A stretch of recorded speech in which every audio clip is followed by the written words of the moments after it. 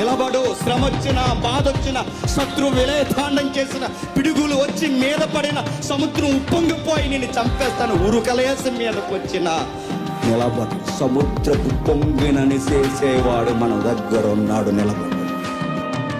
వస్తాయి శ్రమలు, వస్తాయి బాధలు, వస్తాయి సవాళ్ళు, వస్తాయి శత్రువులు అరుస్తారు.